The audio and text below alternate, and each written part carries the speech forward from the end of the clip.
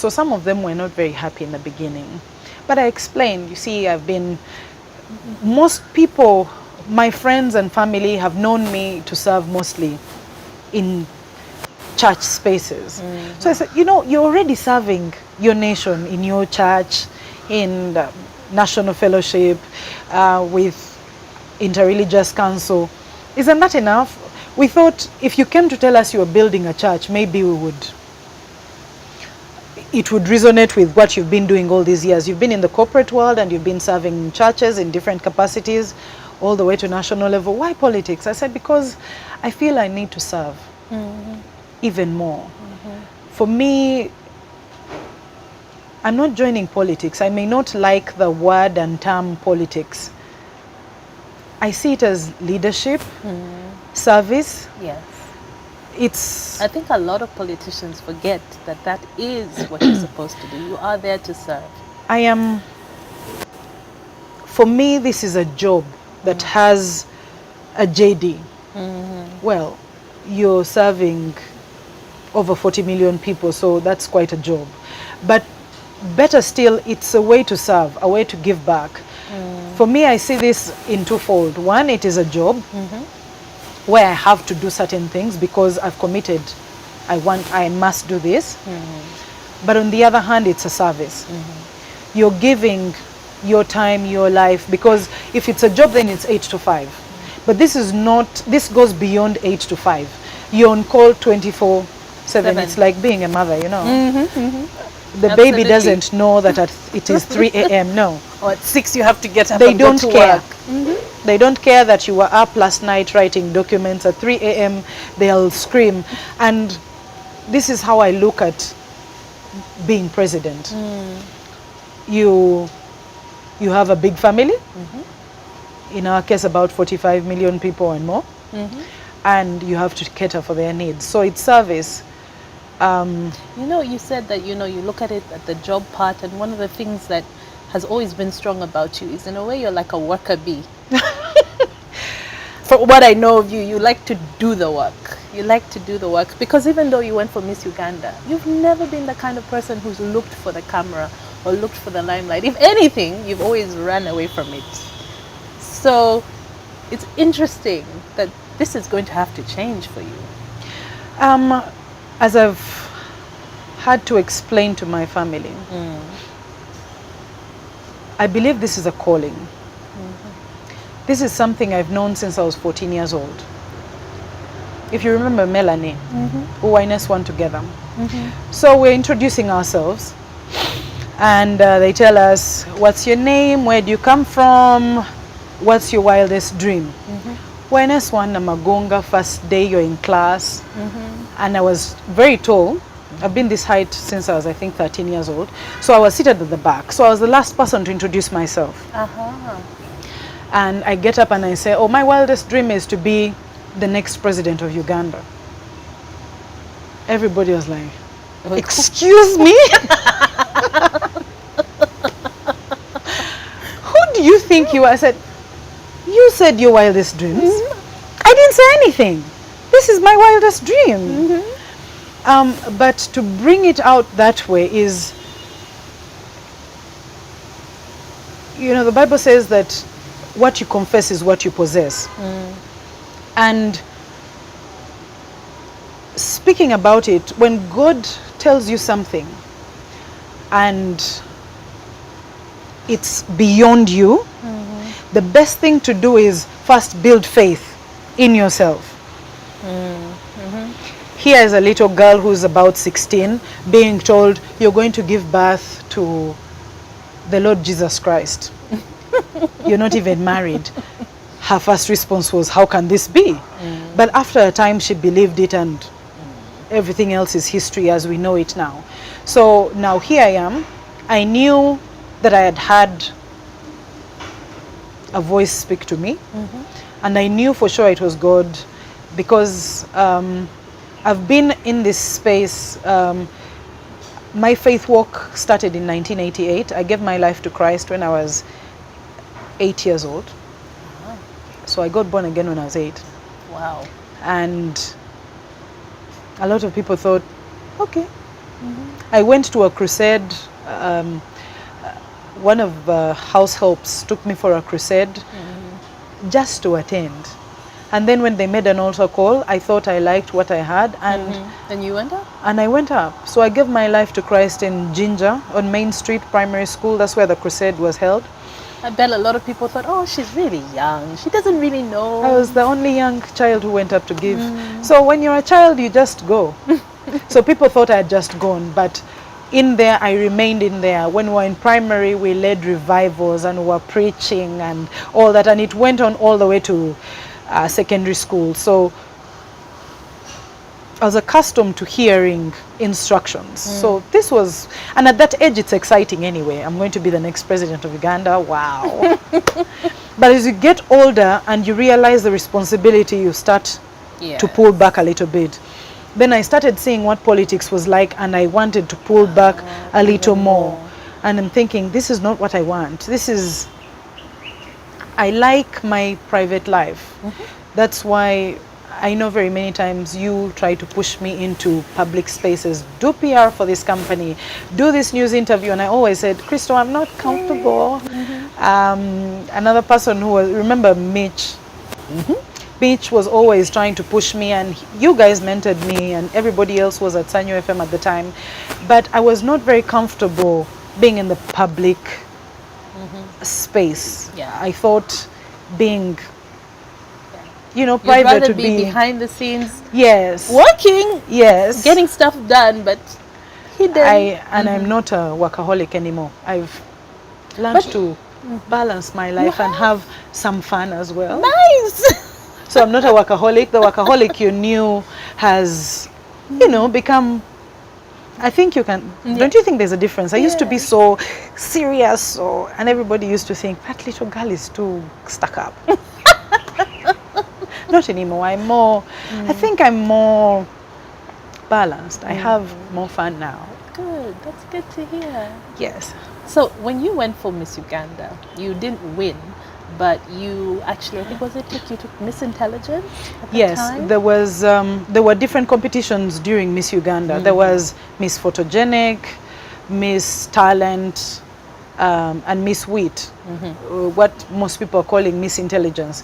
We had more or less like IQ tests done on us and different interviews, how you spoke, how you thought, and they were basically gauging.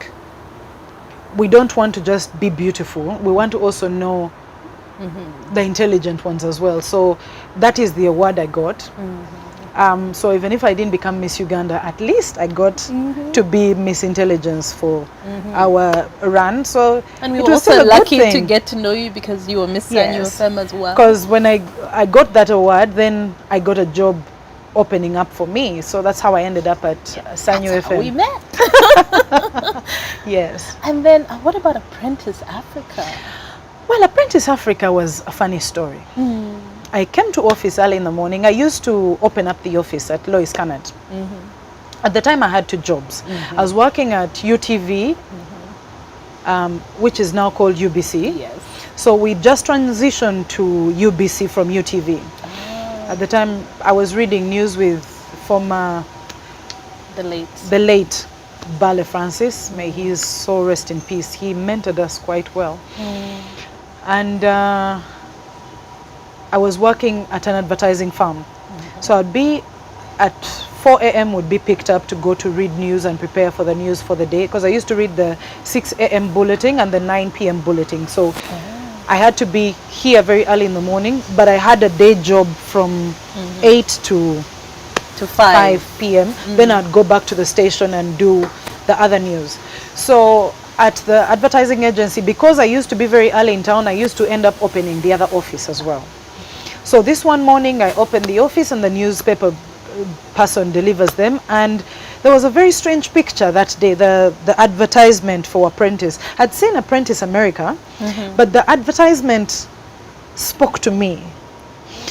It was a woman dressed half in a suit, business suit, and looking sharp, with the hair all pulled back, and on one half she was wearing tour pants with a toolbox, helmet and all that. I thought, this looks like me. Yeah, this is me.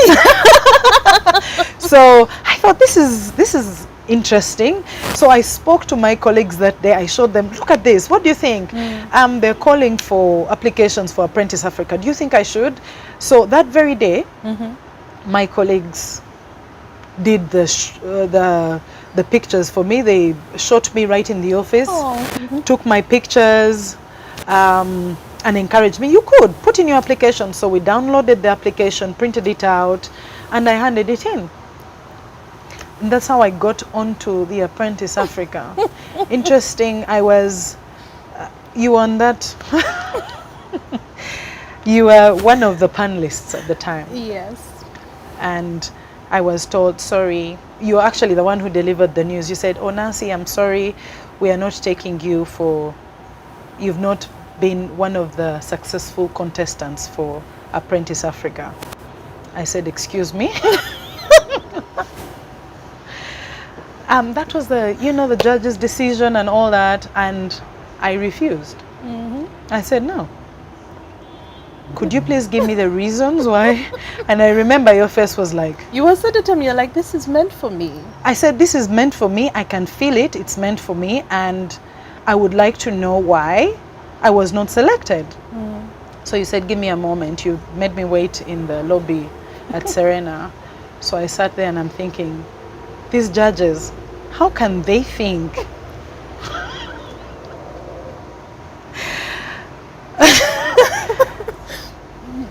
That is what they call believing in oneself. So later on you sat down after you had finished, I don't know what you were doing, and you came back and explained to me. I said, no, I'm going for the Apprentice Africa. So I went back home and I did what I normally do when I feel something is not right. So I went home and I prayed. I said, God, please, I would like to go for this. It's a wonderful opportunity and I'd like to go for this.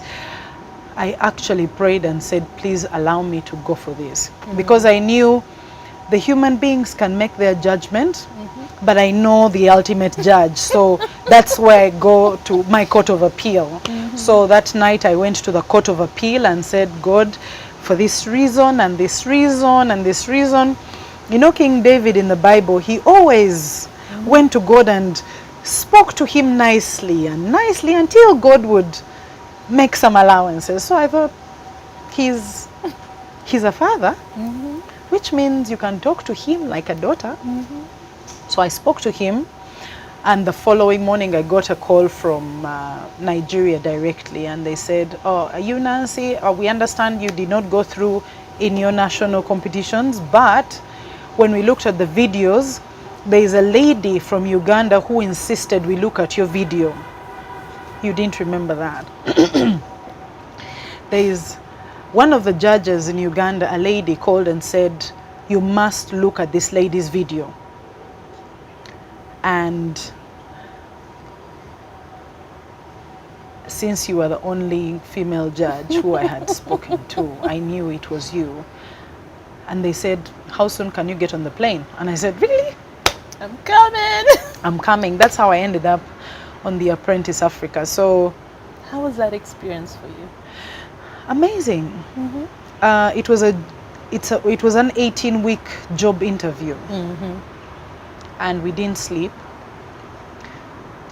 We hardly had time to do anything. But so, what it was about, it was different companies come together, and they're looking for the ultimate apprentice, and there's only one job. Bank PHB, who were competing for one job, and your salary was $100,000. So we had to prove ourselves. You had to be smart, you had to be presentable, you had to be hardworking, you had to be persistent, you had to show resilience. Whether with sleep or no sleep, we worked through the night non-stop, 3 days. You cat-napped and you walked around like a zombie, but you had to get work done. You know, when people see Apprentice Africa, they don't see that. The edited version. Previously on Crystal One-on-One. Yeah, give everybody a shot. Let everybody try. Let everybody go out there and try to do influencer work. Then tomorrow, brands will we like this one we don't like. So if people say no to you number of times, you start to kind of get the feeling that maybe this is not really my, and then you find your path. But if you don't try it, you'll never. So just try.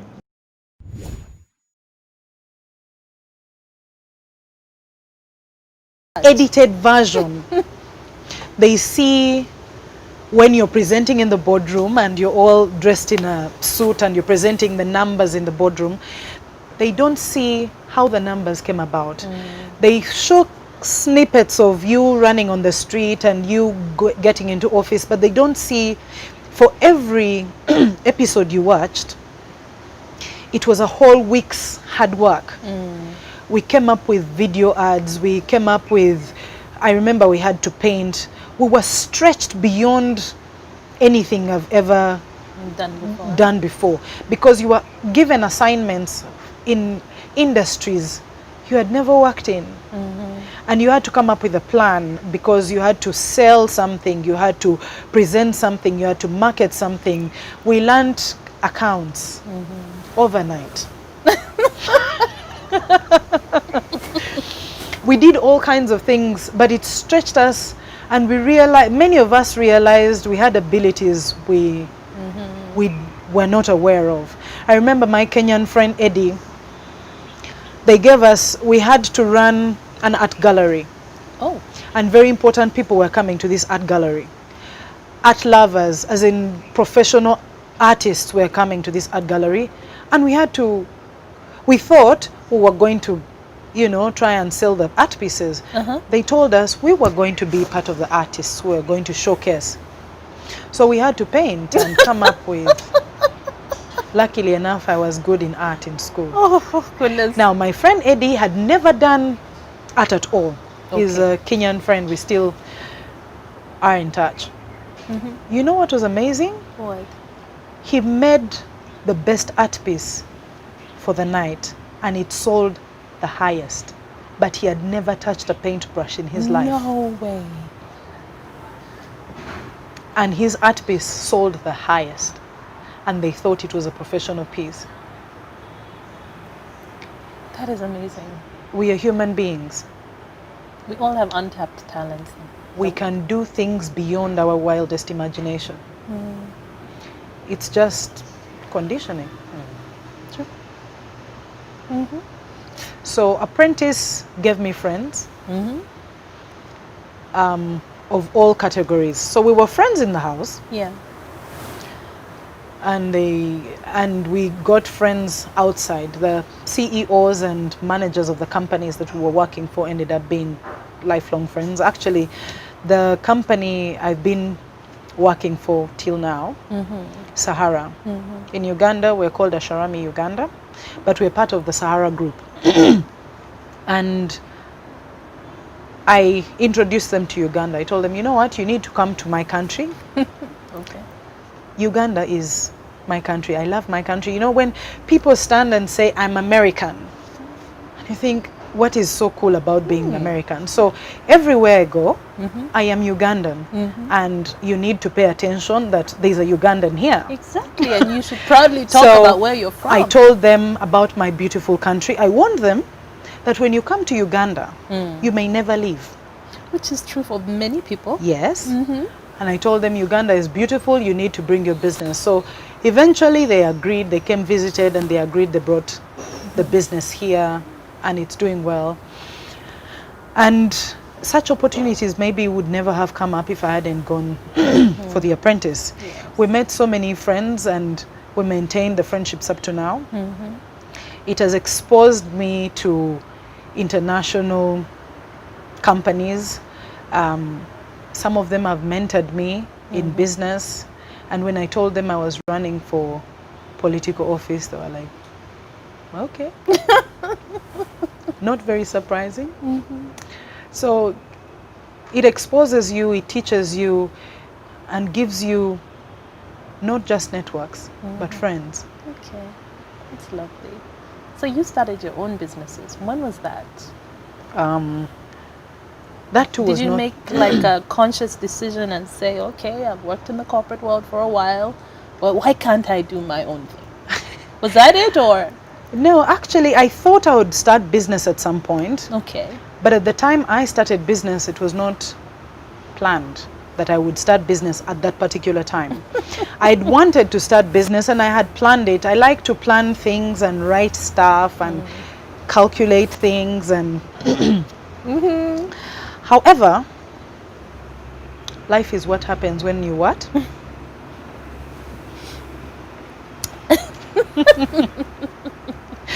So life is happening. You've planned everything out and then life actually happens. Yes. That was not part of the It original was not plan. part of your small plan. So at that particular time, I went through a very difficult period in my life. 2011 was a very interesting year. Okay. My marriage fell apart then, and then my father died the same year. So it was tough. And I just had my second baby.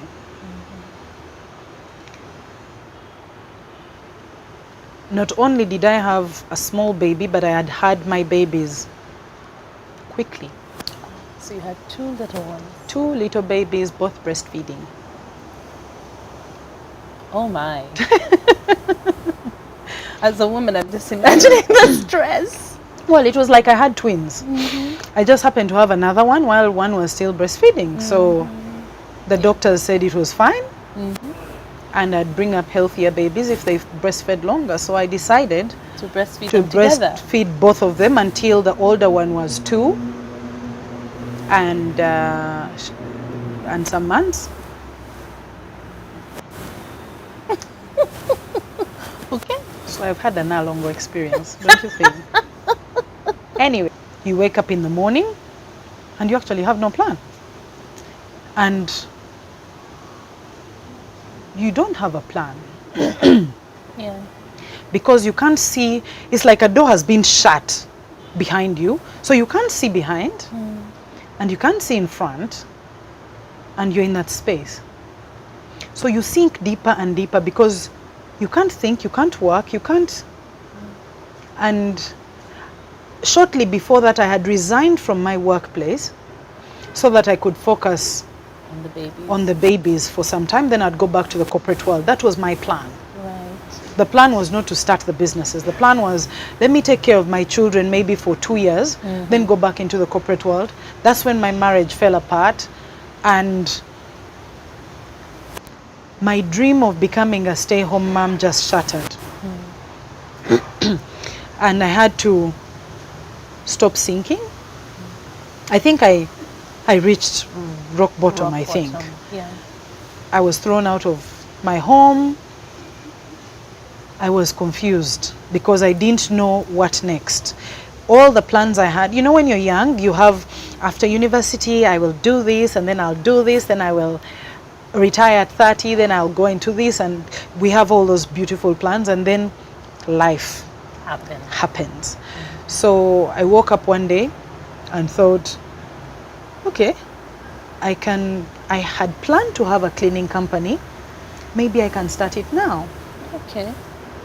So that's what happened. I woke up one morning and I was tired of crying You pulled and yourself wanting to out. die because in that space, your world has ended. So I wanted to die. I had cried a lot. And I was not dying. So I had asked God, please, I don't want to die and leave my children behind. If we are to die, let's all die so that my children don't suffer. But I can't die and leave my children behind. So you're in a catch-22. You're between a rock and a hard place. You don't want to die because you have small babies, but at the same time, you don't want to live anymore. Yes. So I woke up one morning, since God had refused to allow me to die, and picked up the phone and started calling friends and saying, I've opened up my cleaning company. We clean carpets, we clean homes, we fumigate, we do all this stuff according to the plan I had That you previously. Yes, yes, yes. And a friend of mine called me and said, oh, I have 5 dirty carpets, please come pick them up. I borrowed a car, picked up the carpets, took them home and washed the carpets. Okay. And that's how Spring Clean started. I needed to survive. So you had no one that you could turn to at that time? I did have, as I said, I have a big family. So this whole time, I'm scared to tell my family that my Yes. marriage has fallen I apart. understand. And you're also hoping that he'll come back. So you don't want to tell them, and then he comes back, and then you look like you're not serious. So I hid it from my family for a long time. So while I was struggling, my family didn't know what was going on. Okay. In Luganda, it is said, "Ebyomunju tebitotorwa." Because when you tell your friends and family about your spouse, you will forgive your spouse, but your friends will take a longer time, or your family will take a longer time. They will remember. Now, I have big brothers who have been so protective over me for many years. You tell them that I am heartbroken. Brothers don't take nicely to their little sisters being hurt. So at that time, you're thinking, so I struggled with this for a while before I told any of my family. Eventually, they found out because I was in the news for being thrown out of my home. That's how most of my family found out. They said, why didn't you tell us before this got out of hand? Well, I was hoping it would get better and all that. But I remember my big brother and my big brothers and big sisters and other friends coming to CPS to pick me up. Because I've been thrown in jail, long story, that's for another day. For non-payment of rent and all those things. And they just came and took charge, paid my rent, sorted me out. They asked me what was going on, so what is the plan? And they also knew I didn't have a plan because I was heartbroken, I was confused and all that. So Spring Clean started From that because I place was trying to survive. to survive and not make it public that I was going through what I was going through. So that's how Spring Clean started. Okay. So it was a company, but a one-woman company. In I'd the pick the beginning. carpets, I'd go, I learned how to fumigate because I wanted both worlds. I wanted to take care of my family, of my children at the time were too small. So they needed my presence, they needed food and everything else, clothes and everything. And yet, I needed to make an income. So I had to decide I could be a stay-home mom and still work. So it worked for me. Okay. I could go clean houses, come back home. So I got a friend who was in pest control and he taught me how to fumigate houses. So the first few houses I fumigated, I did it myself because I didn't have enough money to spend pay somebody else. pay somebody else. So I would tell people, we are going to come and fumigate your house, but you need to leave your house empty. Because I didn't want people to know that I was fumigating their houses. Oh, so Wow. Nancy, will your boys come in? I said, don't worry, the fumigation will be done. So I'd get there, put on my overall, get in, fumigate. Eventually my cousin came on board and he started helping me. So we'd fumigate houses together, we'd clean houses together. So eventually I started getting other employees, but very few people knew. I was caught one day